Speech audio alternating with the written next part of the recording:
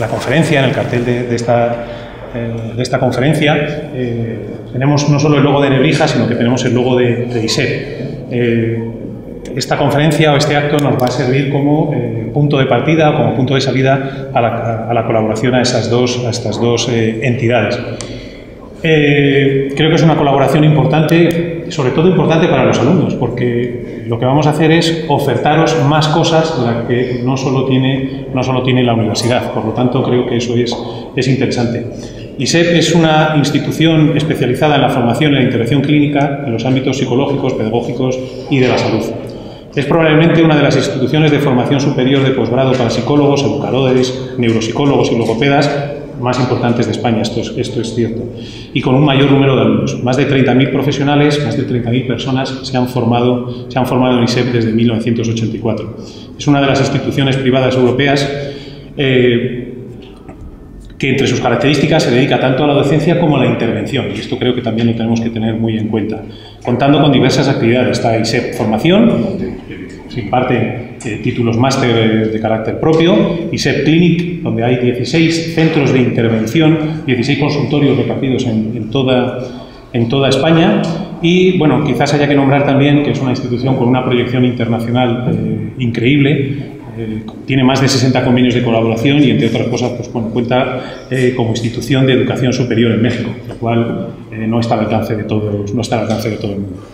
Para inaugurar esta colaboración, bueno, pues hemos pensado creíamos que teníamos que tener un tema de actualidad, ¿no? Creíamos que teníamos que tener un tema que realmente pudiese interesar tanto a los alumnos de la Facultad de Psicología, de la Facultad del grado de Psicología de nuestra Universidad de Nebrija, como a los alumnos de ISEP. Y para eso, pues después de darle una vuelta a la cuestión, pensamos que las terapias de tercera generación no son terapias para mayores, no son terapias para adultos ni nada por el estilo, sino son, como os digo, hemos hablado antes, ¿no? Cuando hablamos de tercera generación casi le vamos a decir que es un toque de modernidad, ¿no? Casi lo podemos decir así. Esa tercera generación quiere decir que estamos dando un paso más adelante, no va el tema por otro sitio. Es un tema muy candente, es un tema que está, no quiero decir de moda en la psicología, pero si quizás oís la palabra mindfulness, diréis, ostras, esto sí que ya me va sonando, a lo mejor la tercera generación, soy alumno de primero o de segundo, o quizás estoy haciendo algún tipo de posgrado. No sé, quizás no me suena tanto, pero si os digo la palabra mindfulness, igual me empieza a sonar un poquito más. Eso es lo que vamos a ver. Vamos a ver si eso, o vamos a intentar acercarnos a todo ese tipo de terapias. No sé si nos vamos a centrar solo en mindfulness o vamos a ver alguna otra cosa más, pero por lo menos nos gustaría que empezarais a tener este aroma de qué son estas cosas de tercera generación. Hoy en día todavía están muy controvertidas. Hay gente que apoyan de una manera clara las terapias de tercera generación y otras personas pues todavía no tienen esa confianza. Yo creo que no pasa nada, hay que aprenderlo, hay que saber qué es. Estas terapias en el futuro tendrán un apoyo experimental, no tendrán un apoyo experimental y veremos hacia dónde caminan. Yo espero que caminen por un sitio que a todos, evidentemente, nos den más armas terapéuticas para cuando estemos en consulta o cuando estemos tratando cualquier situación social podamos tener un arsenal terapéutico mayor, que es de lo que se trata, yo creo. Bueno, os voy a presentar a la persona que va a realizar la ponencia, es Ana Isabel Saz Marín. Perdonadme porque si me tengo que acordar de todas las cosas que ha hecho Ana, igual me pierdo, así que voy a leer un pequeño texto. Tiene 20 años de experiencia. Creía que ibas a decir que tengo 20 años. No.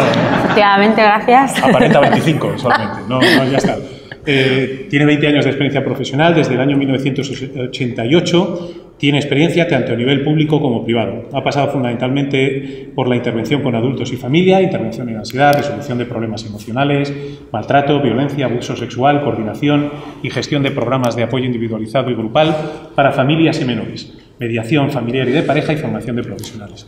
Desde el año 2000, una parte importante de su labor profesional ha estado dedicada a la formación como divulgadora y psicoeducadora para distintas instituciones, organismos y colectivos. Desde el año 2011 forma parte del equipo docente de ISEP. Imparte formación en diversos másteres, clínica y salud, clínica infanto-juvenil, sexología clínica, terapia de parejas, etc. Además de la intervención, Ana Isabel Sanmarín es autora de diversos materiales en el ámbito de la psicología, como libros como SOS Adolescentes. ¿Quiere alguien explicarme qué es la inteligencia emocional? Este tiene que ser interesantísimo, de verdad, tiene que ser interesantísimo. Sí, con todas las cosas que se han escrito de inteligencia emocional, hay que saber discriminar ahí también muy bien. Diccionario de psicología, señores, esto lo tenemos desde el primer día. Coautora en el libro Anorexia y Bulimia y diversas colaboraciones en textos de ámbito educativo y divulgativo.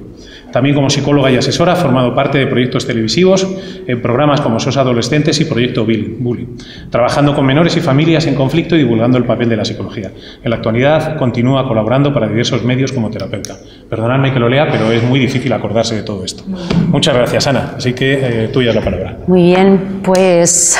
No. Ah, bien está, fenomenal. Yo no paro. Fenomenal. Bueno, pues muy buenas tardes. Que tengo aquí un nudito. Y aquí otro. Bueno, por una parte veo caras conocidas. Nos hemos mezclado pues personas que ya están formándose en máster después de haber hecho el grado y con personas, según me han dicho, de primero y segundo de carreras, ¿eh? ¡Qué maravilla! ¡Qué absoluta maravilla!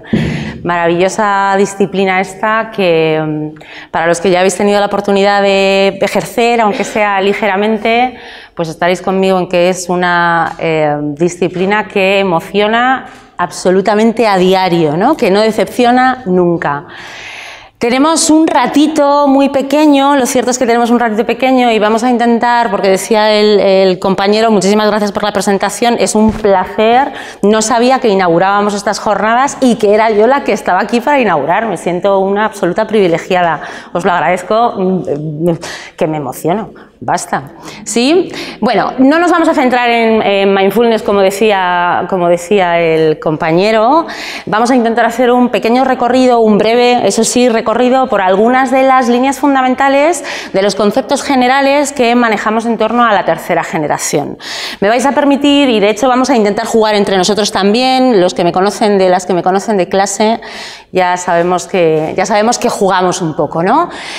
Vamos a centrar un poco contextos, no, vamos a marcar un poco esa columna vertebral o esas líneas generales de conceptos que sería interesante para poder entender qué es esto de la tercera generación, que como bien decía el compañero, no tiene nada que ver con la intervención en la tercera edad, no tiene que ver con una tercera ola, ¿no?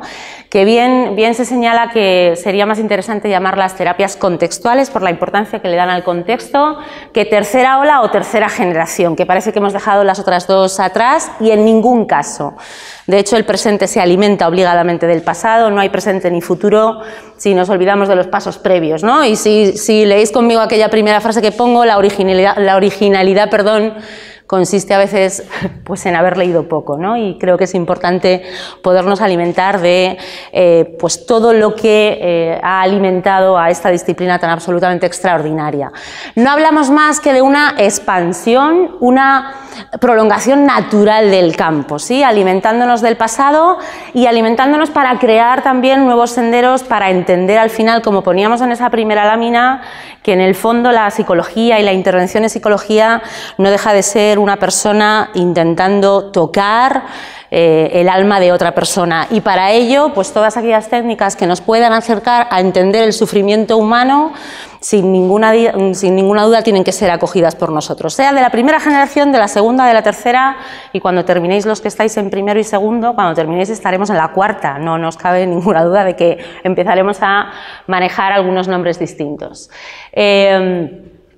Me vais a permitir que recordemos un aforismo, ¿no? Que además tiene mucho sentido en esta tercera generación de encuadres de los que vamos a hablar.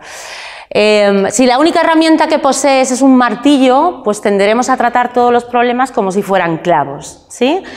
me pregunto cosas y os pregunto cosas como las que pone ahí abajo. ¿Cómo nos condiciona lo que sabemos para seguir aprendiendo? ¿O en qué medida consideráis que afecta el punto de vista que tenemos frente a una situación, al conocimiento que podemos adquirir de esas nuevas cuestiones?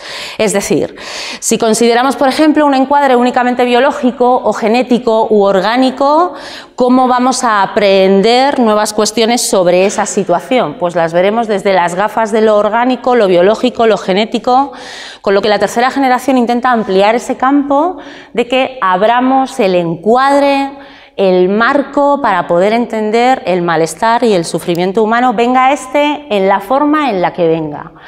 No sé si tenéis hojas, y si no, en pensamiento yo creo que lo podemos hacer, y me vais a permitir que os pregunte que qué veis ahí, esa figura, ¿qué veis? Puntos, 9 concretamente. ¿Qué más vemos? Cuadrado. Muy bien, pues el que tenga hoja que lo aproveche y el que no tenga hoja que aproveche también, ¿sí? Y los 9 puntos representados en la figura me gustaría que los pudierais conectar entre sí mediante 4 líneas rectas sin levantar el lápiz del papel, ¿sí? 4 líneas rectas sin levantar el lápiz del papel.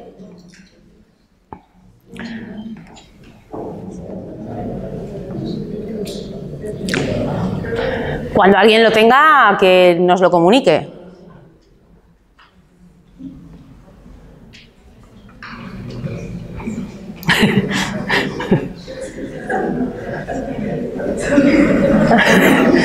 Y alguien lo mismo pensará, ¡ay, esto lo he visto yo en algún sitio! Me lo contaron, ¿sí? Lo había visto, pero no me acuerdo.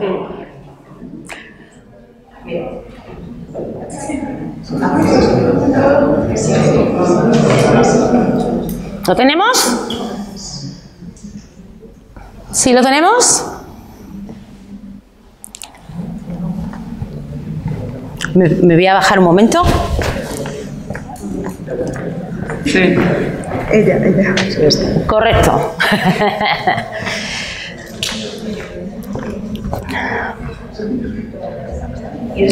¿Alguien más lo consigue? No. Ahora. ¿Alguien más lo consigue? ¿Qué nos pasa cuando abordamos cosas así? Ahora ponemos la solución, ¿eh? Que además está chulo precisamente por esto que os decía previamente, ¿no? Abramos nuestro marco. Si vemos solo 9 puntos o si vemos solo un cuadrado, pues al final estamos reduciendo el marco a estas carpetas que están llenas, por otra parte, de prejuicios, de conceptos previos y que la tercera generación intenta que podamos abrir. ¿Qué nos ha pasado para no encontrar la solución? Pues concretamente que no hemos dejado de ver un cuadrado, ¿sí? Que no nos hemos salido del marco de referencia. Incluso se puede hacer con 3, porque tampoco hace falta que pasen por el centro, ¿sí? Es decir, el marco de referencia nos condiciona sustancialmente para aprender y para aprender nuevas cuestiones. Y sería interesante que tuviéramos la capacidad, y desde luego en esta disciplina yo creo que es absolutamente primordial, que tengamos la capacidad de abrir ese marco. Felicidades, porque eso es una mente creativa, ¿sí? Sin ninguna duda. Esto es bueno, pues por introducir este concepto y trasladarlo ahora un poco a qué sabemos también en este concepto del que estamos manejando, con este concepto que estamos manejando, qué sabemos de las enfermedades mentales, ¿no? ¿Qué sabemos de la sintomatología de ansiedad, de depresión, de los trastornos de personalidad, de los trastornos de alimentación, de los trastornos obsesivo-compulsivos? Y lo cierto es que venimos también de conceptos en ocasiones bastante cerrados. Me vais a permitir, a partir de ahora, van a surgir una serie de fotografías de personas conocidas que en algún momento de su camino o que les acompañan sintomatologías de diversos trastornos de personalidad o de ansiedad, depresión, etc. También un poco para que podamos abrir esa fotografía o esa carpeta de prejuicios, de estereotipos que tenemos asignados a los trastornos con los que trabajamos en psicología. Seguramente algunos de ellos os sonarán, a los que sois más jóvenes, incluso algunos no, que son actores de mi generación, ¿sí? Con lo que, bueno, esto también es depresión, todos ellos son trastornos confirmados, no inventamos. Esto también es trastorno bipolar, ¿sí? Esto también es sintomatología de ansiedad y sintomatología depresiva. Esto también es un altísimo sufrimiento con varios intentos de suicidio. Esto también es sintomatología y rasgos de personalidad límite. No, esto no me refiero a ellos, esto no son ellos, digo su sufrimiento, por supuestísimo. Esto también es sintomatología de trastornos de alimentación, bulimia concretamente. Esto también es sintomatología de trastorno obsesivo compulsivo. Y me vais a permitir este último y valga el recuerdo también. Esto, ¿acaso nos imaginamos así la depresión? No, en ningún caso. Sigamos ampliando el marco, es absolutamente necesario porque el sufrimiento tiene muchas formas. Desde luego, en casuística clínica lo vemos a diario. De esto trata genéricamente la tercera generación, recogiendo todo aquello infinitamente valioso de la segunda y de la primera.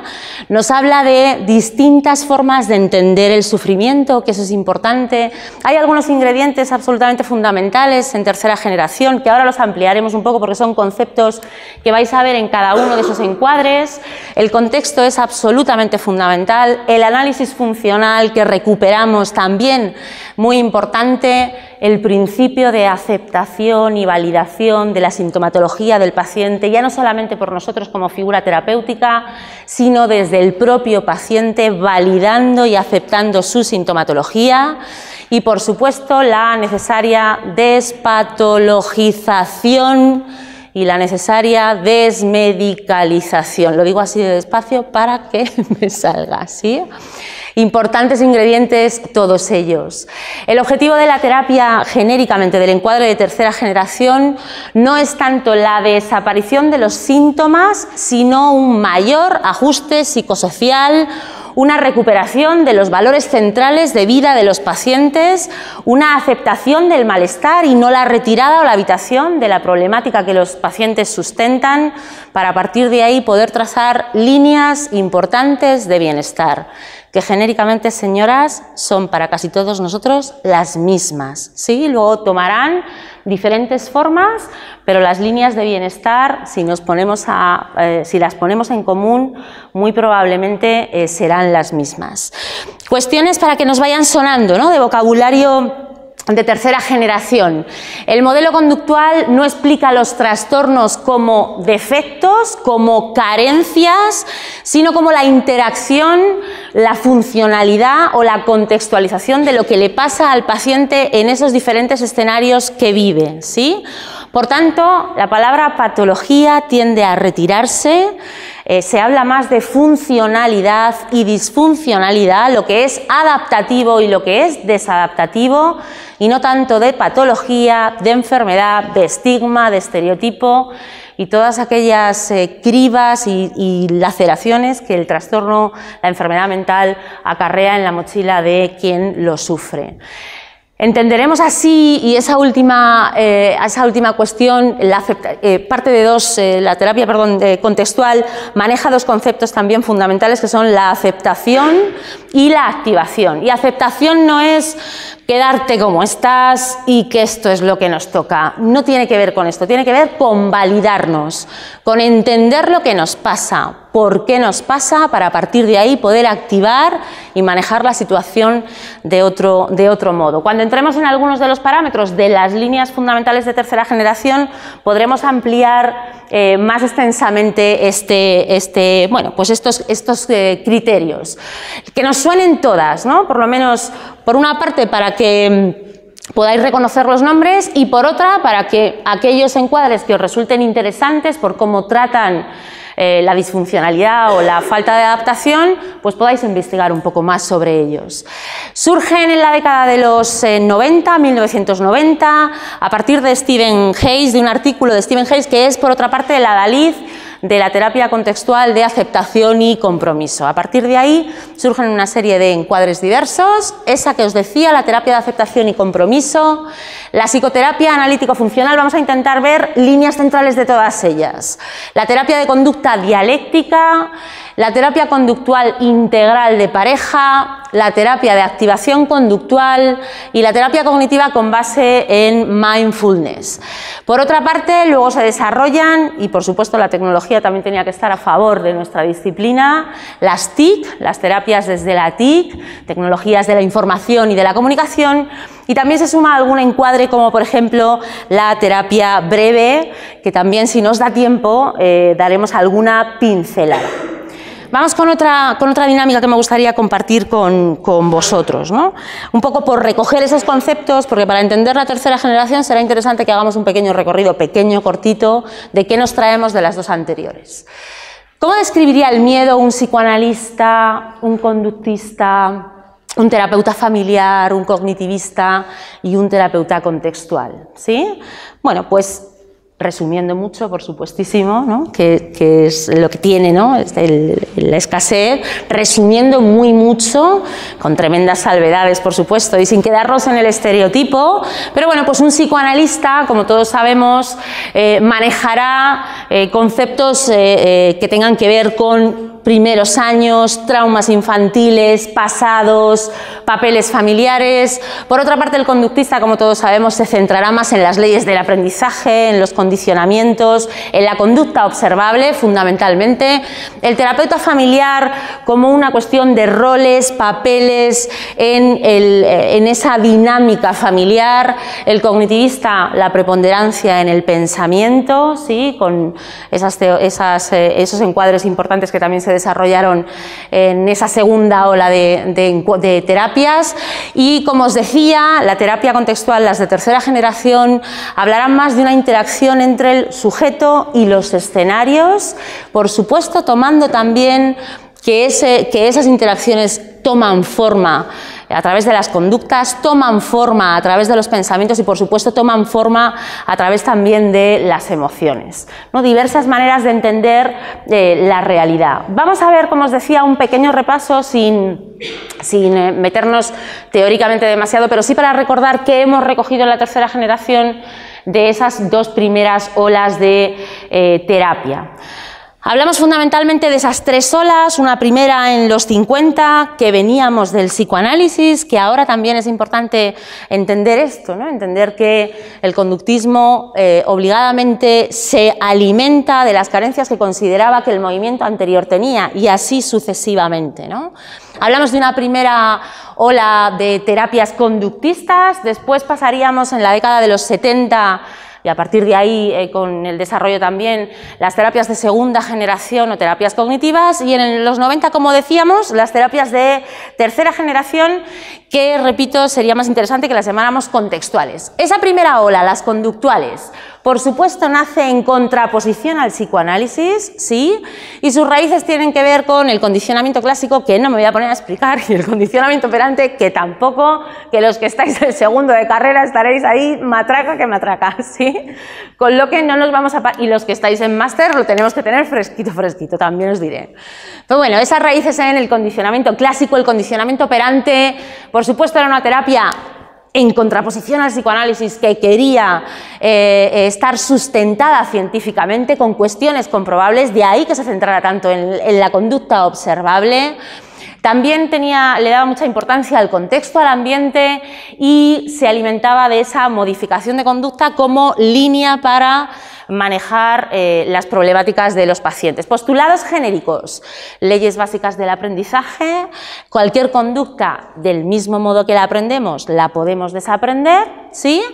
Los síntomas, en este caso y en este encuadre, es lo que se trabajaba, la conducta observable, y esos eran los síntomas. El enfoque en la conducta desadaptada más que en una supuesta causa subyacente, en contraposición al psicoanálisis, y por otra parte que toda técnica debía estar formulada bajo los fundamentos de la psicología experimental, ¿sí? No dando lugar así a las especulaciones que muchas veces se le han criticado a la orientación psicoanalítica. algunas carencias que tenían, y de ahí nacen los nuevos movimientos también, pues que se ha criticado de las corrientes conductistas, pues la subestimación a los procesos internos, ¿sí?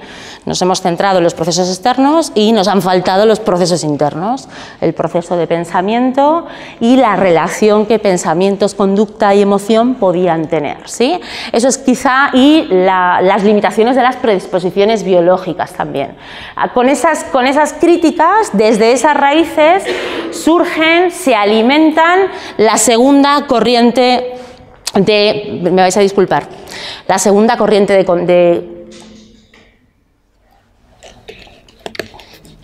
de encuadres. Y nos vamos al movimiento más cognitivo. Las raíces, el psicoanálisis, desde la importancia de comprender el proceso interno.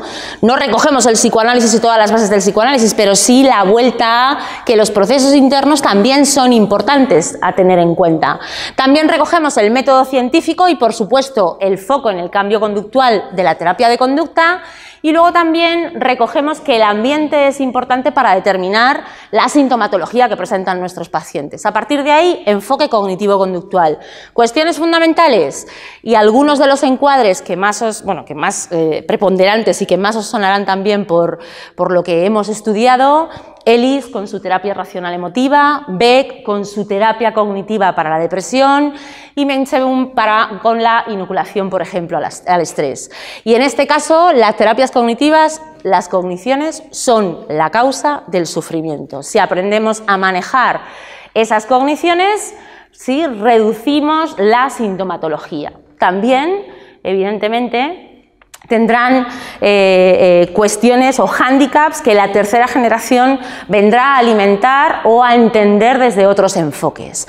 Solamente me paro a que, como sabéis, los fundamentos de esa terapia cognitiva conductual no solamente nos centramos en lo cognitivo, también en lo conductual, desde esa línea que deja de ser línea y empezamos a hacer circular, ¿sí? Desde que no solo los pensamientos influyen en la conducta e influyen en las emociones, sino que esa tríada la hacemos circular y no lineal, y a partir de ahí tenemos que poder abrir ese círculo y meter algunas otras variables que también obligadamente están influyendo en la sintomatología que presentan nuestros pacientes. Y nos vamos a esta tercera línea y corriente, ¿no? los de tercera generación. Por supuesto, hay un replanteamiento contextual. Hay un abandono de la lucha contra los síntomas por una aceptación de lo que el paciente está viviendo. También hay una importancia al lenguaje, a cómo nos relatamos lo que nos pasa y cómo esto condiciona cómo nos ponemos frente a los problemas, ¿sí? Y también recupera determinadas cuestiones del conductismo radical, con la salvedad de que las terapias contextuales nos hablan de que todo es conducta, es decir, el pensamiento es estar pensando, la emoción es estar sintiendo y la acción es estar haciendo, ¿sí? Y desde ahí todo es observable, todo es traducible y, por tanto, todo es trabajable en consulta, ¿sí? Desde ahí sí que lo recupera la tercera generación. Algunas de las características, foco en cambiar el contexto y la función de esas experiencias externas, se construyen amplios repertorios de conducta, abordajes terapéuticos infinitamente más, y esto sí es quizá una de las salvedades más valientes de la tercera generación. Los protocolos se ajustan a los pacientes y no los pacientes a los protocolos, que esto era una queja mayor de la primera y de la segunda ola de terapias. Pacientes como, por ejemplo, con rasgos de personalidad límite, con amplísimos abandonos terapéuticos por la rigidez de los planteamientos terapéuticos que hacemos con los pacientes desde la segunda y desde la primera ola. Y luego, por supuestísimo, tened en cuenta siempre tanto el ambiente como la relación terapéutica, como la propia persona o paciente. Planteamientos generales, y a partir de aquí vamos abriendo el contexto. No hay una única realidad, y esto es un concepto también central en las terapias de tercera generación. Hay tantas realidades como observadores, ¿sí? Y por tanto tendremos que discriminar con nuestros pacientes cuál es su realidad, porque desde ahí podremos entender su sufrimiento, ¿sí? No hay una única realidad. No hay una única manera de relatarnos la vida, no hay una única manera de ponernos frente a las situaciones problemáticas, y a partir de ahí puede surgir ese principio de aceptación que decíamos antes que era interesante en estas terapias contextuales. Y un encuadre importante dentro de este concepto de contexto es que el problema no está dentro de la persona, sino que la persona está en una serie de circunstancias y escenarios que hace que lo afronte con esas características. ¿Sí? ¿Me explico?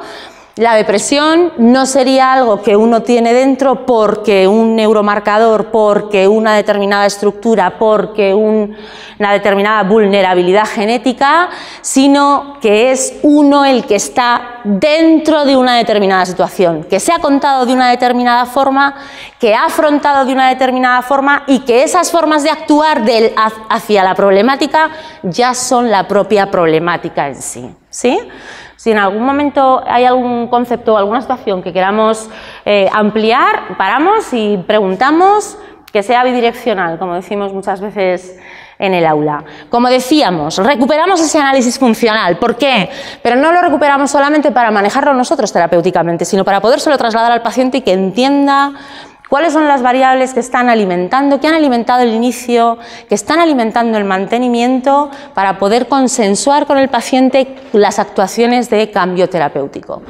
La cognición o el pensamiento serían, como os decía, ¿no?, esa vuelta de todo se mira de manera conductual y por tanto pensar y sentir también es observable y por tanto registrable también, y podemos acceder al trabajo con los pacientes. Os pongo un ejemplo de un análisis funcional, ¿sí? Que se puede hacer de diversas formas, ¿eh? Los formatos son amplios, diversos. La cuestión es que podamos recoger la sintomatología de los pacientes. Imaginad paciente de 16 años que presenta sintomatología de ansiedad, amplísima a nivel fisiológico, alteraciones sobre todo en situaciones sociales, pensamientos en torno a sentimientos amplios de ridículo en situaciones sociales o el miedo a ser enjuiciada. Y nos vamos a esa parte izquierda de los análisis funcionales con los antecedentes, es decir, todas aquellas variables fundamentales que alimentan la problemática que presenta nuestro paciente, ¿sí?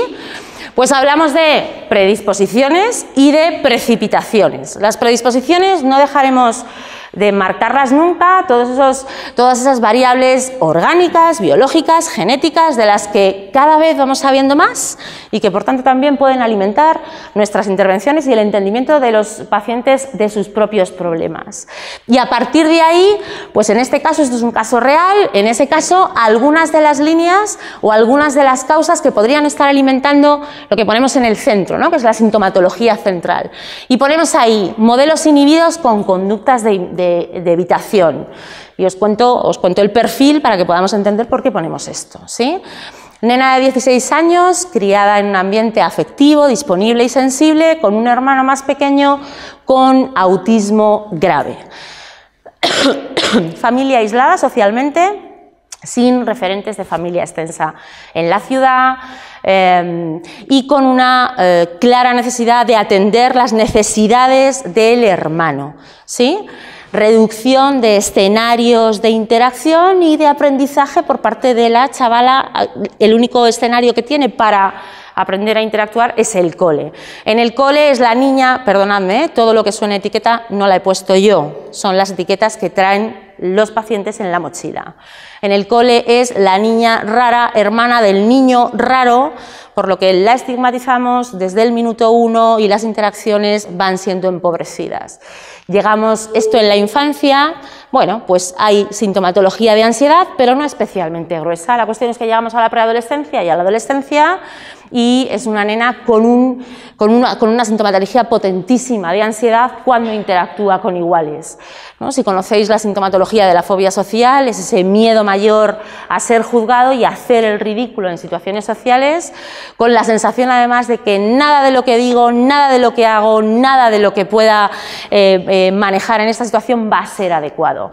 Respuesta habitual a la que solemos tener en ese tipo de situaciones: voy evitando, voy retirándome y por tanto voy teniendo cada vez menos oportunidades de manejar una realidad social enriquecida, ¿no? Entonces, modelos parentales inhibidos, no porque no pudieran entrenar la sociabilidad, sino porque la situación del hermano no les facilitaba situaciones tan naturales, por otra parte, como estar en el parque. No podían estar en el parque con la hermana mayor porque el hermano pequeño no sostenía una situación de socialización adecuada, ¿sí? Modelos inhibidos que han alimentado esa sintomatología, ese aislamiento familiar y social, la falta de oportunidades, ¿sí? De interacción, y luego experiencias negativas tanto en la infancia como en la preadolescencia, adolescencia. Y nos vamos a la parte derecha de ese análisis funcional y vemos las consecuencias, ¿no? Algunas de ellas, las que pormenorizamos con nuestros pacientes. Evidentemente hay un autoconcepto lacerado, ¿sí? En la adolescencia, además, tan importante esa secuencia de credibilidad hacia uno mismo, humor disfórico desde la apatía, pero también desde la agresividad, deterioro en lo social, en lo académico y aislamiento. Importante también que en nuestros análisis funcionales surjan las variables de mantenimiento. Todo problema con ansiedad, con respuestas o rasgos o sintomatología de ansiedad, se mantiene a través de la evitación. Porque en un primer momento la evitación nos ayuda a no sentirnos mal, pero a medio o largo plazo no nos facilita herramientas para ponernos frente a los problemas, ¿sí? Si esto me da vergüenza, me quedo mejor en casa, la cuestión es que la próxima vez tengo más miedo a ponerme ahí delante, ¿sí?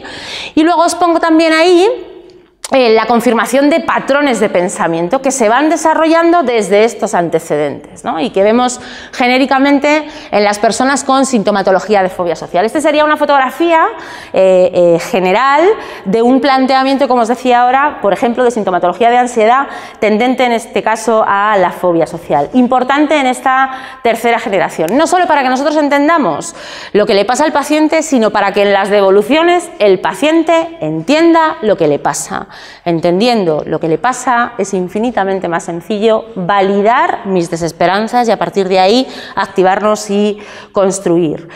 Lo que decíamos, ¿qué otros principios fundamentales tienen los encuadres de tercera generación? Pues ese principio de aceptación, la intervención es un camino para ayudar al paciente a comprender que con frecuencia debemos aceptar el malestar, ¿sí? No se construye si no me paro a ver los materiales que tengo, ¿sí? O construimos, pero construimos mal. Entonces, hemos de pararnos a poder validar esa realidad del paciente y lo que decíamos también, los nuevos enfoques de tercera generación se cuestionan tanto el abuso de fármacos y abogan por construir y por reconstruir desde las capacidades del paciente. Ojo, aquí no estamos haciendo una apología del no utilicemos psicofármacos, no en absoluto, en ningún caso. Hay sintomatologías que necesitamos controlar para a partir de ahí poder trabajar determinadas líneas. No obstante, sí es cierto que tendemos o estamos en una etapa histórica donde evitamos todo dolor y nos mantenemos cuanto más mejor a distancia de lo que nos duele, nos molesta, nos frustra, y esto la tercera generación pues lo pone encima de la mesa, ¿no? Con mayor contundencia. Y por último, el último principio, lo que decíamos, la despatologización. No se habla, las personas que me conocen de clase, y ahora han sido ahora todas, las podéis mirar, ¿sí? Cada vez que un alumno habla, por ejemplo, y dice, no sé quién es un depresivo, ¿sí? No se es un depresivo, no se es un límite, no se es un obsesivo. Tienes tendencias, tienes rasgos, igual que tienes tú y tú, ¿sí? Y yo también, es decir, tenemos tendencias, tenemos rasgos y aparte de tener tendencias depresivas o ansiógenas o un patrón más o menos disfuncional o más o menos desadaptativo, tenemos otras miles de características que también tenemos que poder recoger de nuestros pacientes para potenciarlas, ¿sí? Cuando os escuchéis, escuchaos, yo lo digo mucho en clase, escuchaos hablar, ¿sí? Hablar de vuestro propio sufrimiento y del sufrimiento de los demás, para aprender a relativizar el lenguaje que utilizamos y no catalogar tan drástica y de manera tan cerrada la realidad tan compleja de cualquier ser humano, ¿sí? Entonces, desde esa línea es desde la que se habla en tercera generación dejemos de hablar de patologías cerradas para poder ampliar el marco y entender la complejidad de un ser humano que en unas determinadas circunstancias y en unos determinados escenarios ha actuado de esta manera que le ha causado disfuncionalidades, del mismo modo que nos podía haber pasado a cualquiera de nosotros habiendo recorrido el mismo transitar que cualquiera de los pacientes con los que trabajamos. Esta idea me parece absolutamente central en nuestra disciplina y esto es la validación. Validar no supone empatizar solamente, validar supone sentir profundamente, y me emocionaré seguramente, pero es sentir profundamente y conciliarnos con la idea de que habiendo vivido esa otra vida estaría tomando las mismas decisiones equivocadas, ¿sí? Ese es el punto importantísimo de la validación de la tercera generación, ¿sí? Y desde ahí el paciente, es decir, cuando un paciente te dice que ha querido suicidarse, desde el entorno podemos imaginar las respuestas, ¿sí? Que pueden ser de reto, a ver si cuando ha sido el cuarto intento, ¿sí? A ver si la próxima vez aciertas de una vez. Puede ser el reto, puede ser la sobreprotección y no dejarle de observar, ¿sí? Puede ser la dureza y el enfado, o puede ser la absoluta desazón y desesperanza de quien le rodea. Raramente un paciente con tendencias suicidas va a encontrarse a alguien que le pueda decir que entiendo perfectísimamente, pero no solo entiendo desde la empatía, valido absolutamente esa respuesta si la entiendo desde tu marco vital. Porque habiendo vivido y transitado por donde tú has transitado, muy seguramente para mí la única salida sería también esta. Ahora, desde ahí vamos a intentar comprar, construir, recuperar, trazar de nuevo gafas diversas con las que mirar la realidad, gafas diferentes y no solo las que tú manejas, que son las que te hacen ver esta realidad desde luego de manera tan destructiva y tan absolutamente disfuncional.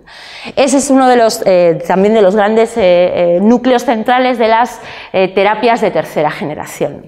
A partir de ahí, por supuesto, lo hemos dicho, elaboramos nuestras hipótesis, hacemos las devoluciones claras, que el paciente pueda transitar más allá de nosotros, entendiéndose a sí mismo con las herramientas que le vamos manejando. Y ahora sí vamos a ir abriendo cada uno de los encuadres de tercera generación. No sé cómo voy de tiempo, si me voy pasando me decís y voy saltando cositas. Vamos a entrar, son líneas centrales, entended, ya me gustaría a mí, son líneas centrales solamente para que os suenen algunos términos que cada uno de estos encuadres ha utilizado a lo largo de su desarrollo, ¿sí? Frases, bueno, pues importantes también en este, por ejemplo, mindfulness, ¿no? La atención plena. Lo llamamos atención plena, pero porque no tenemos término de referencia que traduzca lo que significa desde la filosofía oriental y budista, que es el mindfulness. Bueno, pues la mente es un espejo flexible, ajústalo para ver el mundo, o camina como si estuvieras pisando o besando el suelo con tus pies. Importante es el ser capaz de ser consciente de manera directa de lo que hacemos cuando lo estamos haciendo. No sé si recordáis, ahora os voy a poner una fotografía, no lo recordaréis porque, vamos, de hecho yo no había nacido con lo que recordarlo, ¿no? Pero sí lo habremos visto en fotografías. Y si no, os invito a que lo busquéis. De esta fotografía, bueno, de este hecho, viene el quemarse a lo bonzo. Este es un monje budista que se inmoló frente a una sede diplomática por unas guerras y encuentros diversos que tenían. Durante toda la acción de autoquemado, ¿sí?, no movió un solo músculo de su cuerpo ni profirió una sola voz durante todos los minutos en los que estuvo su cuerpo quemándose. De aquí viene la expresión de quemarse a lo bonzo. Buscadla y esta quizás sea la fotografía más directa, más central, más clara para entender lo que intenta transmitir el mindfulness, ¿sí?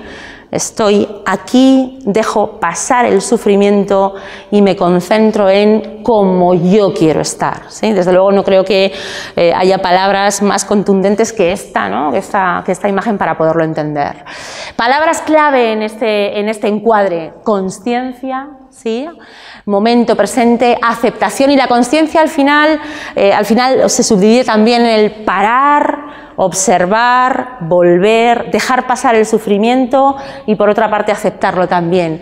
Elementos capitales también que centra el mindfulness: no juzgar, la paciencia, la mente del principiante, el captar todo y el recoger todo desde como si fuera el primer minuto que conectamos con ello, la confianza, el no esforzarse, la aceptación y la cesión, ¿sí?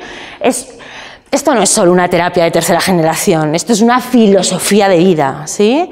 Y nuestra cultura occidental ciertamente le cuesta tremendamente, ¿no? Amarrarse y afianzar este tipo de vivencias. No obstante, es muy interesante para trabajar con determinados perfiles clínicos. Se hace necesario, por supuesto, la práctica de la autodisciplina, muchísima, no hace falta más que ver esa fotografía, la intencionalidad y el compromiso. ¿Para qué se ha visto a día de hoy que resulta beneficiosa?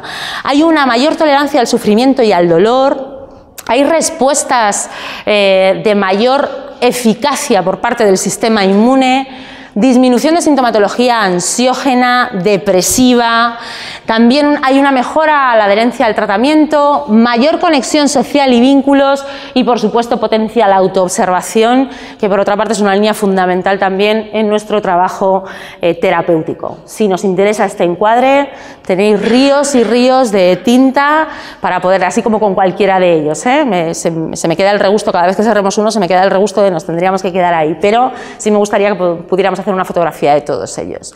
Algunos conceptos sobre la psicoterapia analítica funcional, otro de los encuadres de tercera generación. Este encuadre viene a recuperar el conductismo, entendiendo que la relación terapéutica que se establece y el espacio de terapia es un microespacio en el que trabajar el macroespacio de la vida del paciente, es decir, todos los problemas que surgen dentro del propio consultorio pueden ser abordados para después generalizarse a la vida de los pacientes.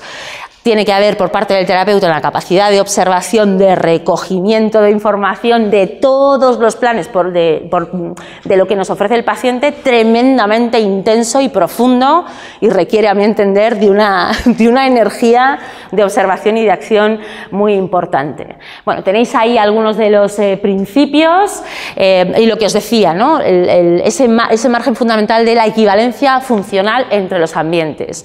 Mis dificultades las llevo a los escenarios en los que vivo. La terapia es un escenario en el que me presento y por tanto mis dificultades también las presentaré ahí, ¿sí? Y desde ahí manejamos esos cambios conductuales con nuestros pacientes. A partir de ahí, la evaluación funcional de los problemas del paciente, análisis funcional, volcado de manera clara al paciente, y a partir de ahí la activación conductual para el cambio y la modificación de los esquemas de actuación, fundamentalmente de actuación, que pueda tener el paciente. Eso estoy hablando de cuestiones conductuales puntuales, como que tiene sentido poner encima de la mesa que el paciente llega tarde, o que evita hablar de un tema, o que se enreda especialmente hablando de un tema, o que no ve el momento de cerrar las consultas, o que quiere terminarlas por la deseabilidad social de que no consideres, es decir, cualquier situación en el contexto terapéutico puede recogerse para trabajar elementos importantes de los pacientes. Terapia de aceptación y compromiso, si recordáis, esta era la primera, ¿no? Una de las primeras que tomaron forma, nombre y también estudio. La terapia de aceptación y compromiso pues habla de cosas como, bueno, pues el sal de tu mente y entra en tu vida, ¿no? Y crear una vida rica y significativa aceptando el dolor que inevitablemente acompaña. Y esta reflexión son muchas letras las que vienen, pero sí me parece importante porque es un sustento especial para entender la terminología que utiliza la aceptación y el compromiso, que es la evitación experiencial. ¿Sí? Traducido, inflexibilidad cognitiva. ¿sí? Que es un concepto central de aceptación y compromiso. Y nos habla del tipo de vida que llevamos, ¿no? Y de que la civilización moderna ha propiciado una forma de pensar y de actuar, lo que decíamos antes, que tiende a anular el dolor, a retirarlo, a evitarlo, ¿sí? Y si esto funcionara, pero lo cierto es que yo creo que a lo largo de los 20 años que yo llevo en práctica clínica, pues no es verdad que esto de que de lo que no se habla deja de existir, todo lo contrario, ¿no? Yo hablo muchas veces de baúles que podemos intentar cerrar, pegar, meter no sé cuántos candados, pero es que los baúles rezuman y rezuman en forma de múltiples síntomas en cada uno de nosotros, quizá de diversas maneras. Por más que intentemos evitar el sufrimiento va con nosotros y esa evitación se traduce finalmente en las molestias diversas que los pacientes nos presentan, ¿no? Hay terminología específica que utiliza la aceptación y el compromiso. Quedaros con ese término por si os interesa también y la búsqueda a partir de ahí, esa evitación experiencial. No habla tanto de la disminución de los síntomas cuanto de recoger los valores fundamentales de vida que quieren recuperar los pacientes en su día a día y ponerlos a trabajar, ¿no? Y ponerlos desde esa activación. Desde luego en este encuadre no se habla de patología en ningún caso y sí se habla de esa pérdida de valores o pérdida de línea vital que los pacientes desde su malestar quieren volver a manejar o a recuperar. Se trabaja en este encuadre, se trabaja desde muchas cuestiones, pero se trabaja mucho con paradojas, con metáforas, con cuentos cortos, con leyendas que nos facilitan la evocación y no tanto la racionalización que tantas veces se ha criticado también a la segunda ola de terapias, ¿sí? El racionalizar y el explicar pormenorizadamente. En este tipo de encuadres se utiliza más las metáforas. Ahora os pongo una para que veáis, por ejemplo, en ansiedad, para a partir de ahí evocar determinadas también reflexiones por parte del paciente. Como decíamos, evitación experiencial y, como poníamos abajo, la ACT no ve útiles los diagnósticos, ¿sí? Por tanto no hablaremos de trastornos cerrados, sino de diferentes evitaciones en los diferentes escenarios en los que el paciente va manejándose. Objetivos de la ACT, por supuesto la aceptación, ¿sí? Si no hay aceptación no puede haber reconstrucción, ni siquiera construcción. La posibilidad de elegir también y la actuación. Hablamos de flexibilidad, que por otra parte en consulta clínica yo creo, y además conforme pasan los años, yo tengo cada vez más claro que una de las herramientas fundamentales de bienestar tiene que ver con la flexibilidad y con la capacidad de adaptación. Y quizá es algo que traducimos a los pacientes en muchas de nuestras líneas interventivas. Mirad, ponemos un ejemplo de esa inflexibilidad a través de una metáfora. Pues os pongo ahí, la ansiedad es peligrosa, imaginaos una agorafobia, sintomatología de agorafobia o de un ataque de pánico, ¿sí? Sintomatología intensa, fisiológica, cognitiva, conductual. La ansiedad es peligrosa, entendida como peligrosa por parte del paciente, tengo que luchar contra ella y cada vez me hundo más en la ansiedad, ¿sí? El rechazo, la evitación. Ante un ataque de ansiedad voy aislándome, voy perdiendo escenarios en los que me siento cómoda, desarrollando posteriormente incluso sintomatología de agorafobia y llegando a una jaula personal que no me deja el movimiento. Bueno, pues la metáfora, por ejemplo, en este caso podrían ser las arenas movedizas, ¿sí? Todo el mundo entiende qué pasa si nos caemos en unas arenas movedizas e intento luchar pormenorizadamente por salir. Esto es la aceptación, no luches, mira a ver el movimiento que te permite hacer donde estás y a partir de ahí intenta salir, ¿no? Ese tipo de metáforas que hay miles, cientos y que la propia terapia de aceptación y compromiso recoge multitud de ellas. También en todos estos encuadres es interesante que manejan en la literatura de estos encuadres, se manejan una serie de decálogos de las actuaciones terapéuticas que están muy interesantes, ¿sí? En este, por ejemplo, solamente por manejar algunas, ¿no? Lo que el cliente experimenta no es el enemigo a batir, ¿sí? Lo perjudicial es luchar precisamente por no experimentar lo que se experimenta. O si el cliente se siente atrapado, frustrado, no luchemos contra ello, sino que traigámoslo a consulta para ver qué es lo que le está removiendo produciendo este tipo de emociones y de conductas y de sensaciones, del mismo modo lo dirigimos hacia el terapeuta. Si la situación del paciente te resulta enredada, te resulta frustrante, como podría pasarte con un perfil de personalidad límite, desgastador, hastiante, de subidas y bajadas, sale de consulta y parece que se ha llevado una serie de cuestiones a reflexionar extraordinarias, intento de suicidio al día siguiente, ¿sí? Sale de consulta hablándote de un compromiso fidedigno y eterno, no vuelve a venir en las próximas 5 sesiones, ¿sí? Es decir, ese perfil de paciente, esos son muestras de su propia sintomatología. Es decir, no luchemos contra esto, pongámoslo encima de la mesa, ¿no? Un poco por resumir, que es demasiado resumir, ¿sí? Y bueno, algún otro utiliza un montón de metáforas, de ejercicios para poner a los pacientes en contacto con sus miedos también, con sus angustias.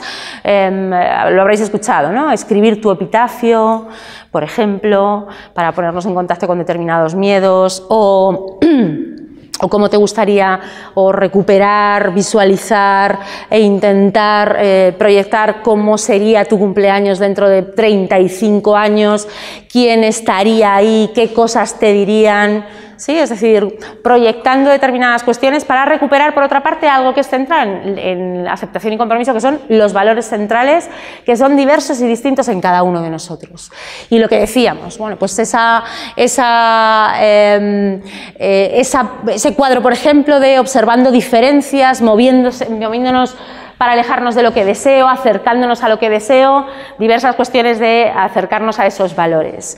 Luego también otro de los encuadres de tercera generación es la terapia dialéctica conductual. Adalid y figura fundamental Marsha Linehan, con sintomatología de trastorno límite de la personalidad, habiendo recorrido y teniendo en su mochila múltiples diagnósticos, y la terapia cognitiva conductual no se ajustaba a sus necesidades, creó un protocolo de intervención que no solo recupera todo aquello válido de los componentes cognitivo-conductuales, sino que amplía, bueno, pues una serie de áreas importantes, ¿no?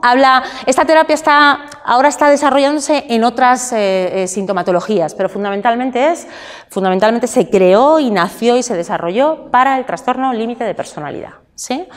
Bueno, esas frases que poníamos ahí, y hay, en ese decálogo que os decía de cada uno de los encuadres, concretamente habla de que los pacientes no fracasan, las terapias sí, que no dispongamos de las tecnologías para asistirlos no es un déficit de nuestra disciplina, en ningún caso del enfoque de los pacientes. Lo que os decía, recoge lo valioso, lo que considera este encuadre valioso de la ola cognitivo-conductual para recuperar otra serie de cuestiones, entendiendo el trastorno límite de personalidad. Y os cuento un perfil y a partir de ahí nos es más sencillo quizá ponernos en ese perfil. Demanda inicial, mujer de 33 años, casada, con una hija de 2 años y medio. Demanda inicial, bloqueo emocional, soy incapaz de sentir, me siento morir, sensación crónica de vacío, identidad difusa, confusión en un montón de áreas de vida, multidiagnosticada desde los 12 años, y ahora os cuento por qué desde los 12 años, multidiagnosticada, trastornos depresivos, trastornos ansiosos, trastornos de alimentación, a día de hoy sufre 3-4 ataques de ansiedad a la semana y está diagnosticada desde noviembre de 2018 con fibromialgia. Todo me refiero, es decir, multivictimizada, ¿sí? A los 12 años va en el coche con su hermano 4 años menor y su madre, tienen un gravísimo accidente, la madre muere en el accidente, ella del golpe queda inconsciente y despierta en el hospital. El hermano se queda despierto, todo esto es el relato que se cuentan, el hermano sí queda despierto en el accidente y recuerda que la madre le dijo algo antes de morir en el accidente, pero el hermano no recuerda nunca, no ha recordado qué le dijo la madre, ¿sí? A partir de ahí, mutismo absoluto sobre esa vivencia, no se vuelve a hablar, os estoy hablando de alguien de 33 años que esto lo vive con 12, no se vuelve a hablar de la muerte de la madre, ni para bien ni para mal, ni de la madre siquiera. Cuando se habla de la madre, alguien se emociona, cambiamos de tema. Cuando la nena tiene determinadas necesidades y empezamos a intentar recordar a la madre, mejor no hablamos de esto. Si le pregunta al hermano, cuando entra en una determinada etapa adulta y le pregunta al hermano, el hermano dice de esto no quiero hablar, es decir, una omisión absoluta, y a partir de ahí el padre, como ella dice, lo hace lo mejor que puede, pero no cubre prácticamente ninguna, este es el relato de ella, ninguna de las necesidades que yo tenía para poder entender qué narices había pasado en mi vida, porque a partir de ahí su vivencia fundamental, su esquema fundamental es de lo que duele no se habla, lo que duele al baúl se oculta, ¿sí? Se cierra y mejor nos callamos y continuamos. Y luego hay algo que ella va incorporando conforme entra en la etapa adulta, que es en ese accidente la que tenía que haber muerto era yo, porque mi madre tenía una vida extraordinaria y hubiera sido infinitamente más funcional que la mía, que mírame cómo estoy, ¿sí? Este es el esquema que ella va incorporando a través de sus diferentes vivencias.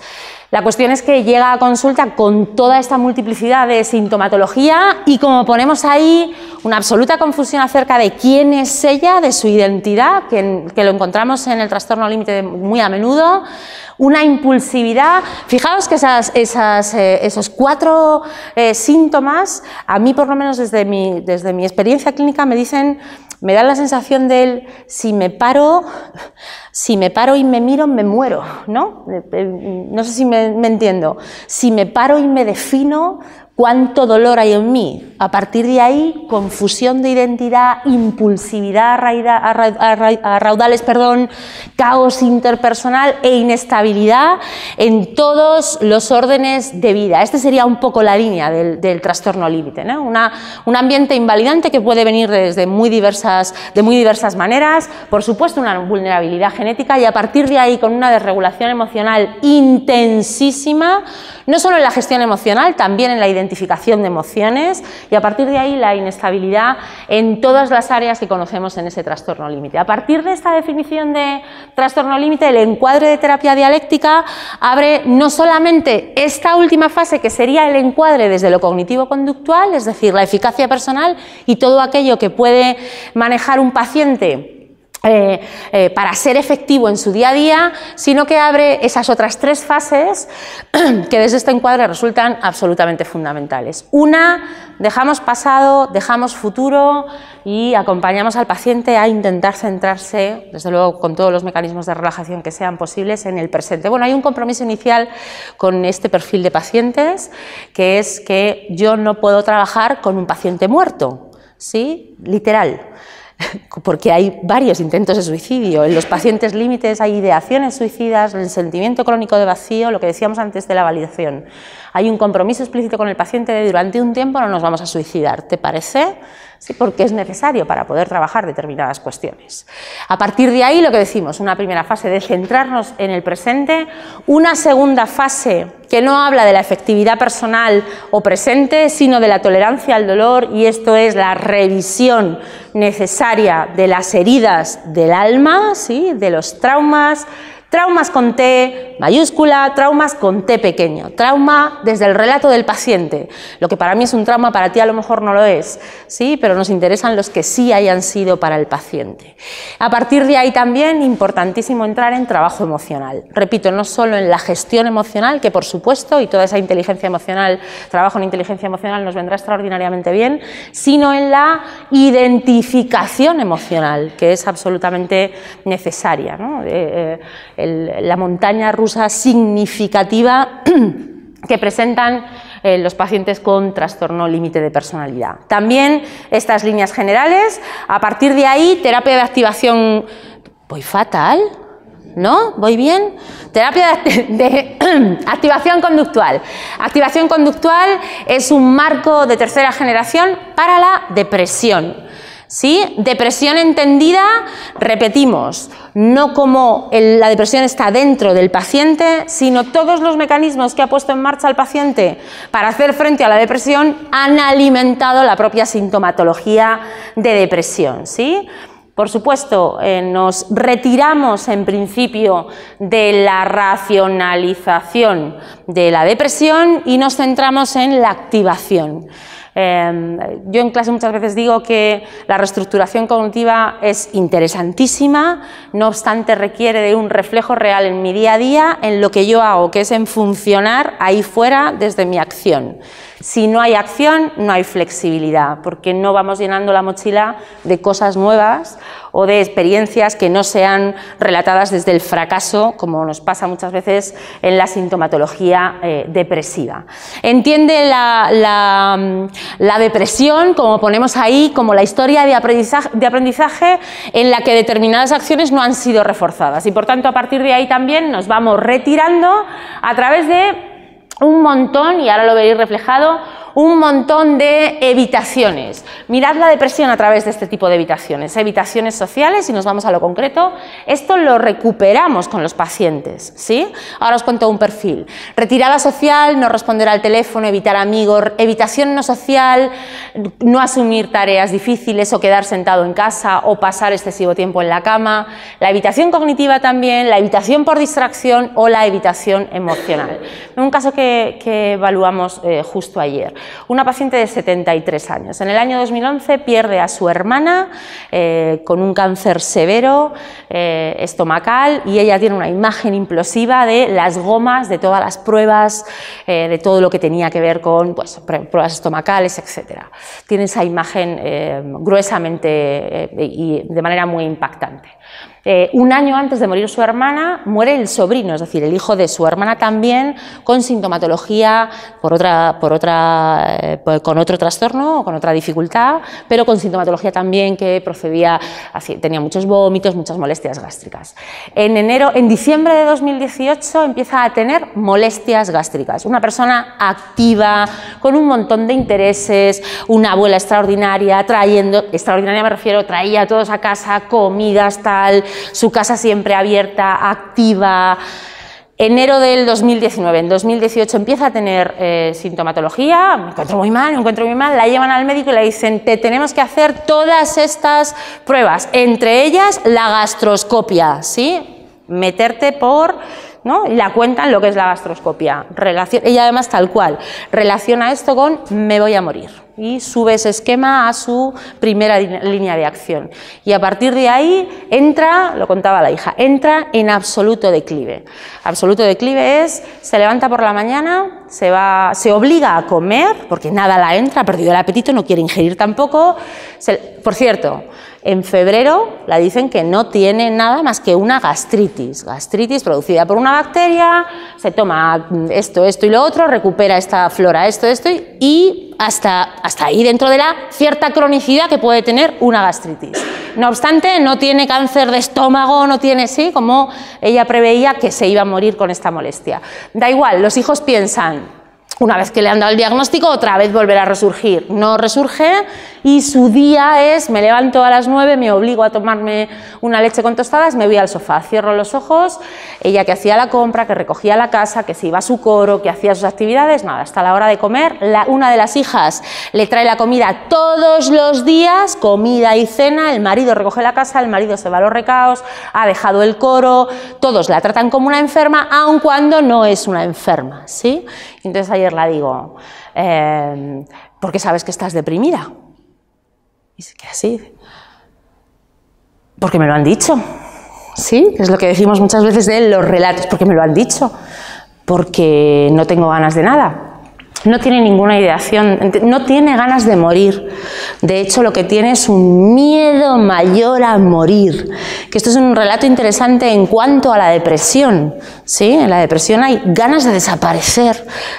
Esto no es depresión, esto es un miedo absoluto y paralizante por relaciones simbólicas en torno a cositas que ha vivido, ¿sí? Es decir, este tipo de apreciaciones hay que poder... ¿Y qué pasa alrededor de esta sintomatología? Es decir, no solamente mantenemos esta sintomatología depresiva, sino que el entorno nos está facilitando también que haya una, evidentemente, por pena, por sobreprotección, por compasión y por piedad, y porque son los nuestros. No obstante, es esto lo que mantiene y lo que sostiene las evitaciones que no nos permiten activar a los pacientes, ¿no? ¿Qué sucedió? Hacemos un poco ese análisis funcional con los propios pacientes. ¿Qué sucedió? ¿Cuál fue el efecto? ¿Los sentimientos que se manejan? ¿Qué hemos hecho para ver los patrones de activación, de evitación? Y a partir de ahí, si esos patrones de evitación nos han facilitado salir de. A partir de ahí hacemos con los pacientes un listado de qué cuestiones que hacía antes quisiera recuperar y paulatinamente vamos activando desde lo más fácil hasta lo más difícil, una por día, ¿sí?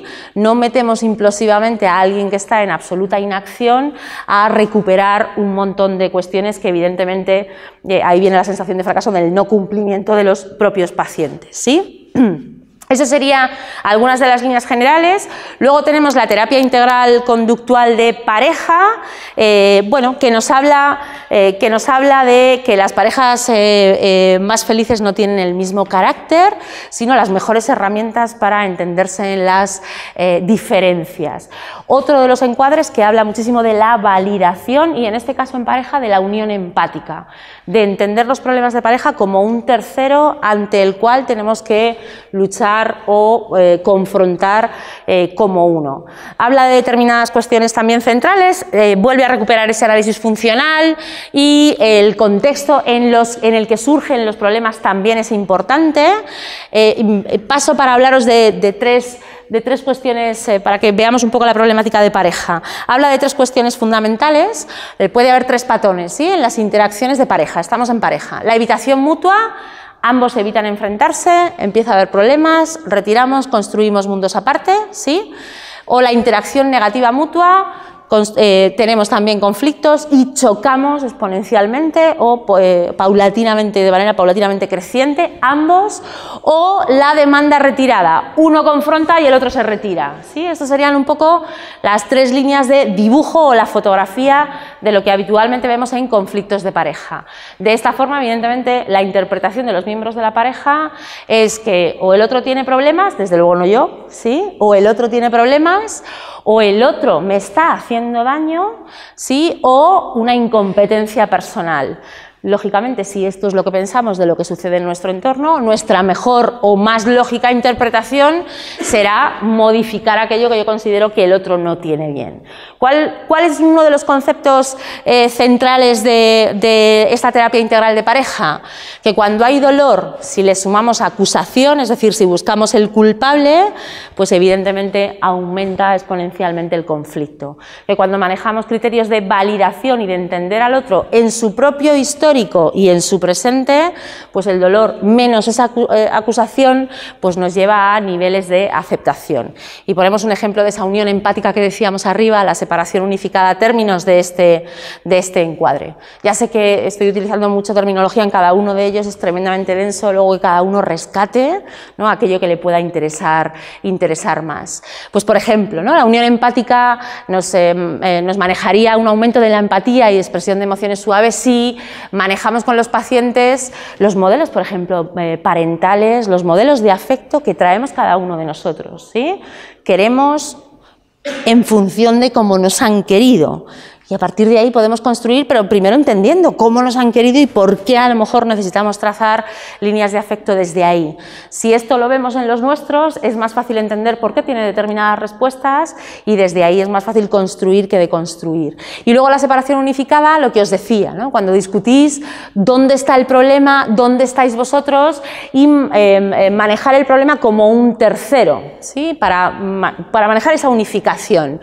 Si el problema fuera un tercero, ¿qué estaría consiguiendo o qué efecto tendría en vosotros? Es decir, una perspectiva de no es tanto que también el manejo de la comunicación en el presente, sino también los modelos históricos que cada uno de los integrantes de pareja traen. Y por último, esperad que me ahogo un poco.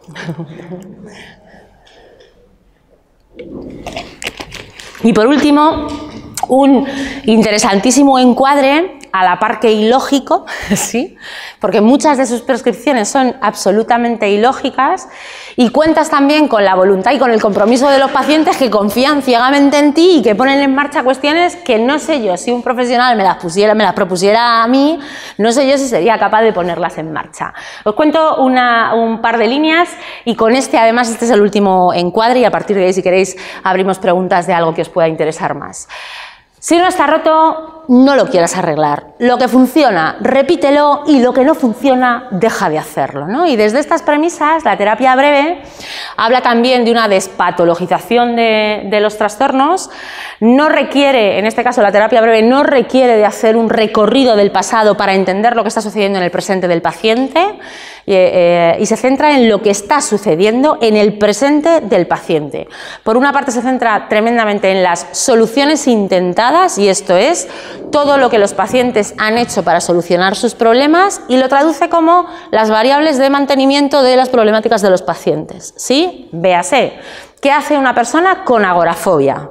Pues una persona con agorafobia se va encerrando, va dependiendo cada vez más, pues el encierro y el no afrontamiento y la dependencia y por tanto la indefensión son factores de mantenimiento.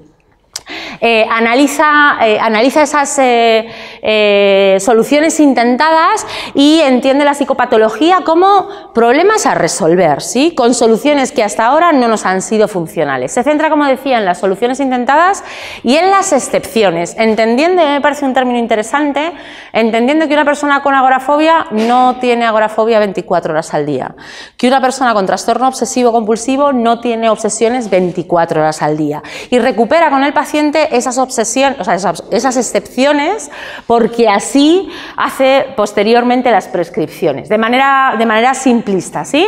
Esto lo hemos comentado ya, la patología, y dejadme, y esto también lo hemos comentado, dejadme que pongamos este diagnóstico, este cuadro para entender un poco la línea de pensamiento de la terapia breve. Conceptos de esta terapia breve. Podemos entenderlo, por ejemplo, con un ataque de pánico, ¿sí? En un determinado momento, de manera impredecible, en un escenario que en principio no reviste mayor estrés para mí, empieza una serie de sintomatología que se va intensificando, habitualmente fisiológica. O bien empieza a faltarme el aire, o bien me noto que se me acelera el corazón, o molestias gástricas, es decir, hay una amplia sintomatología habitualmente tendente a repetirse: respiración, falta de ella, y taquicardias, ¿no? Sensación de que me va a dar algo. A partir de ahí recreo un determinado esquema de me va a pasar algo, no me vais a poder ayudar, me voy a desmayar, me voy a dar un golpe en la cabeza, ¿bien? Y habitualmente pido ayuda o habitualmente me voy a urgencias, porque además esto ya es popular, la gente habla de trastornos de ataque de pánico, todo el mundo ha tenido una crisis de angustia, ¿no? Todo el mundo habla generalmente que ha tenido situaciones de ansiedad. La cuestión es esa dificultad, ¿bien?, que empieza a ser impredecible porque no me sucede solo en un sitio, me puede suceder en cualquier momento, e intentamos poner cualquier problema, buscad cualquiera de vuestras situaciones problemáticas. Intentamos solucionar utilizando estrategias de nuestro repertorio. Bueno, pues si me encuentro mal, pues a partir de ahí, ¿qué hago? Pues intento mirarme más, ¿sí? Esto ya sabemos que es un graso error, porque a mayor nivel de autoobservación, mayor nivel de localización de cualquier tipo de sintomatología, ¿sí? Es decir, si yo he tenido un ataque de ansiedad en esta semana y yo ahora me noto con cierto calor, mi cabeza enganchará con te va a dar aquí también, delante de toda esta gente, vas a hacer el ridículo, ¿sí? Me voy a enganchar en esta cuestión, pero a veces nos ha funcionado, pues porque, por ejemplo, puedo poner fin a la conferencia, al encuentro, y decir, pues cerramos ya hoy y me voy, estoy evitando. Si evito, la ansiedad desciende y por tanto yo lo meto en la carpeta de esto me ha funcionado, voy evitando, pero no voy evitando la ansiedad, voy evitando cada vez más escenarios en los que no poder desarrollarme con libertad. ¿Sí? Claro, si la estrategia funciona, aunque sea no funcional, es decir, funciona porque reduce la ansiedad, pero no funciona porque me pongo delante de la ansiedad, eureka, y lo vamos repitiendo en subsiguientes situaciones. Y si no nos funciona, ¿qué hacemos? Pues lo cierto es que seguimos haciendo lo mismo. Le seguimos contando los síntomas a los demás, nos seguimos encerrando en casa, nos seguimos yendo a urgencias cuando nos da un ataque de pánico, pero no nos ponemos con otras herramientas para manejar esa situación. Miradlo con os voy a dar alguna prescripción que manejamos en terapia breve. Marta, por ejemplo, sufre agorafobia, ¿sí? Al principio tenía miedo de estar en lugares muy concurridos porque, y pensamiento, creía que le daría un ataque de ansiedad y no podría salir de allí. La solución, dejar de ir a estos sitios, ¿sí? ¿Funciona? Sí. ¿Es adaptativa? No, pero funciona, no tengo ansiedad, ¿sí? Después se dio cuenta de que cuando estaba en el metro o en el avión le pasaba lo mismo, tenía miedo de tener un ataque de pánico y no poder escapar. Vamos reduciendo, también dejamos de montar en el metro, en autobús, en tren, en avión, en cualquiera de esas situaciones que considero que podrían desembocar en sintomatología agorafóbica. A partir de ahí, en cualquier lugar grande y cerrado, deja de ir al teatro, al cine, a centros comerciales y poco a poco va dejando de ir a todos esos sitios. Ahora prácticamente no puede salir de casa, lo que decíamos antes, ¿no? La jaula absolutamente dolorosa que creamos con los pacientes con sintomatología de agorafobia. Buscamos con los pacientes las excepciones y fijaos, por ejemplo, estas dos excepciones. Pues un día hubo una amenaza de incendio en su casa y tuvieron que desalojarla. Antes de darse cuenta estaba en la calle rodeada de gente sin ningún tipo de miedo de sufrir un ataque de ansiedad. No soy agorafóbica, soy aposta utilizador. Este día no he sido agorafóbica, ¿sí? Ha habido un miedo mayor. Bien, y luego por otra parte, otro día su hermana, la que hacía un montón de tiempo que no veía, llega a la ciudad, tengo un par de horas, coge el 2, sale de casa, se va a ver a su hermana, pasa 2 horas con su hermana y tampoco estoy siendo agorafóbica en este momento. Es decir, las excepciones para este encuadre son importantes manejarlas con los pacientes. Y también lo que decíamos, soluciones intentadas, temas de ansiedad, evitación siempre y la intensificación del problema, porque los demás empiezan a tratarme también pues con cierta condescendencia, vienen a verme a casa en lugar de potenciar que yo salga, no te preocupes que yo te traigo, no te preocupes que yo te llevo, se van retirando porque esto a lo largo del tiempo termina siendo hastiante, ¿sí? Pues mirad, por ejemplo, las prescripciones que maneja la terapia breve. Hemos visto las soluciones que hemos puesto hasta ahora y no han funcionado. La agorafobia, como sabemos, a partir del encuadre cognitivo-conductual sería hacer una jerarquía genéricamente, no entro en matices, una jerarquía de aproximaciones a las situaciones temidas, manejando una cierta flexibilidad cognitiva, autoinstrucciones y lo que decíamos, flexibilidad del esquema y ponernos frente al miedo. Cognitivo-conductual es ponernos frente al miedo de manera paulatina con cierta dosis de racionalización, ¿sí? Pues aquí nos vamos a cosas poco racionales, pero efectivas por otra parte. Le proponemos, hay prescripciones, utiliza muchísimo el lenguaje, la terapia breve, si tenéis interés y leeréis sobre ello, utiliza muchísimo el lenguaje.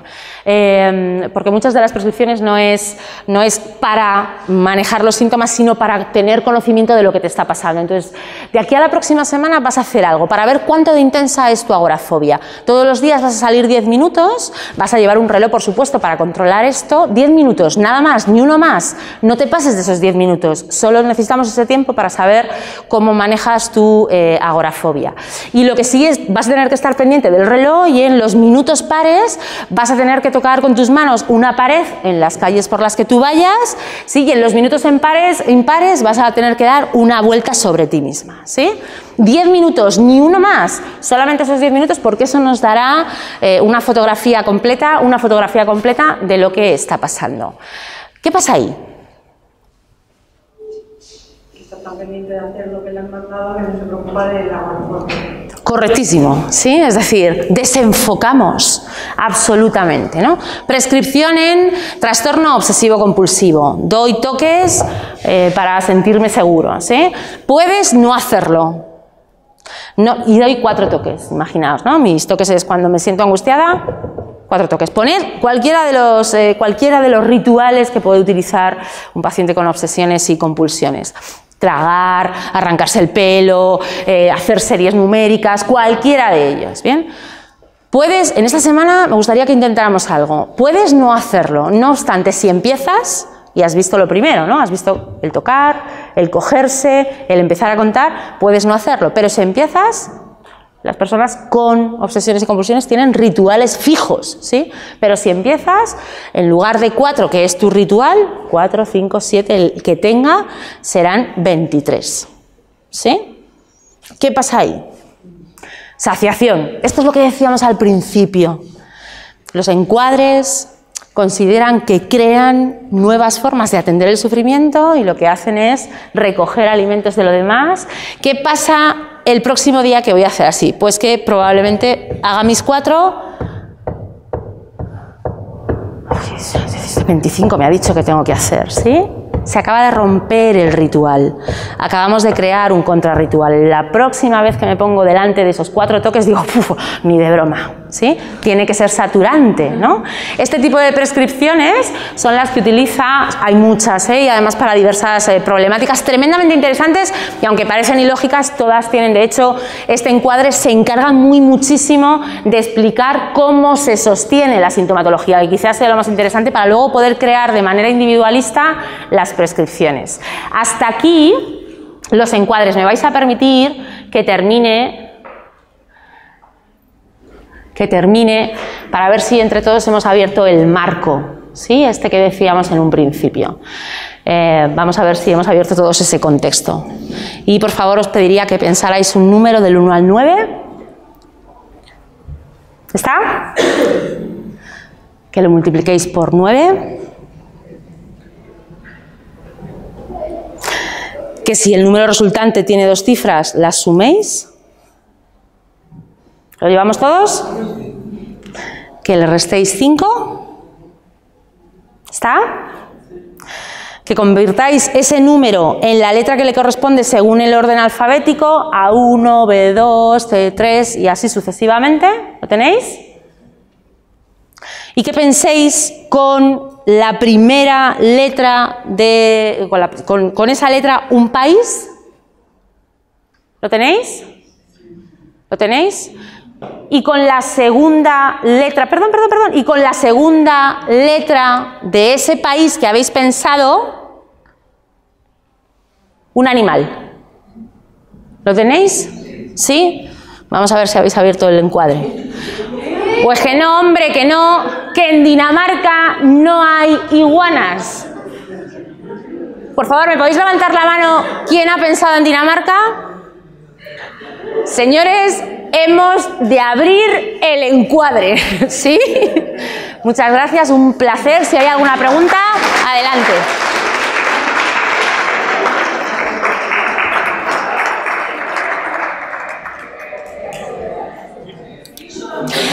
¿Alguien quiere preguntar, por favor? Creo que Ana estará encantada de responder. Bueno. Sí, adelante, claro. O sea, porque todos estamos en Dinamarca. Es que aparte de psicóloga soy mago. No, es el encuadre que hemos hablado. Sí, es decir, tenemos carpetas de conceptos, necesitamos controlar la realidad y tenemos carpetas de conceptos. Mirad, me vas a dejar porque podríamos haber pensado en otras muchas cosas, pero son cosas que no están habitualmente metidas en nuestras carpetas, ¿sí? Tú te vas a los conceptos generales, ¿bien? Y tus conceptos generales hay una reducción de países que tú conoces genéricamente que son los que son. ¿Bien? Es decir, necesitamos controlar la realidad y para eso manejamos estereotipos, prejuicios, ideas preconcebidas que tienden a ser reduccionistas. Por eso me gustaba cerrar con este ejercicio precisamente por eso, ¿no? Igual que lo hemos empezado, eso es una cuestión de contexto. Como los 9 puntos que poníamos, cuando somos capaces de ver más allá de lo que nos propone la realidad, entendiendo eso, que la realidad es infinitamente más amplia, que necesitamos controlarla, pero que en ese control estamos cerrando posibilidad de que entre información más rica.